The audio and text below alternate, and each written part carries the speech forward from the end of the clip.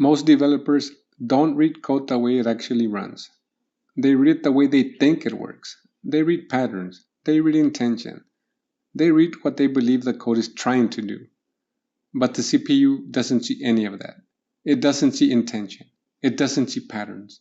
It doesn't see setup code or business logic. It executes instructions.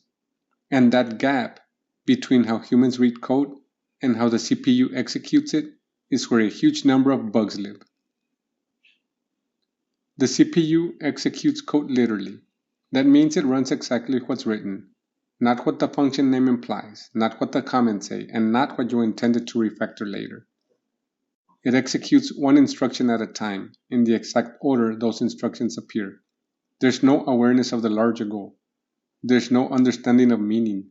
There's just execute the next instruction. That's not a limitation. That's the contract. And if you don't read code using that same contract, you and the machine are no longer reasoning about the same program. Let's look at something simple. Execution starts at the first executable line. X is assigned the value 0. That's not initialization. That's not setting up state. It's a single instruction that changes memory. Then the next instruction runs. The CPU reads the current value of X and adds 1 to it and stores the result back. Then the next instruction runs. It prints the value. Nothing skips. Nothing overlaps. Nothing happens at the same time. Humans compress this into meaning immediately. We say, oh, this increments X and prints it. The CPU never compresses anything. And the moment you start compressing, you stop seeing the steps where bugs appear. When humans read code, we collapse multiple instructions into a single idea. That's efficient. It's also dense because the CPU never collapses steps. It executes one instruction, then commits to the result, then moves to the next instruction.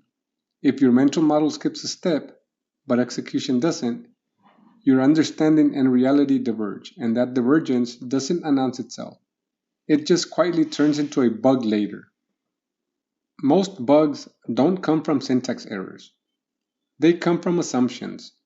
Assumptions about order. Assumptions about state. Assumptions about what obviously happens earlier. The CPU never assumes.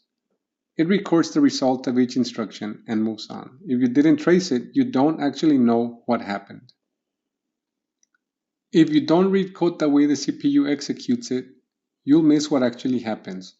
Execution is reality, not intent, not comments, not how clean the code looks. If this way of thinking feels slower, that's because it's precise. And precision is what prevents bugs.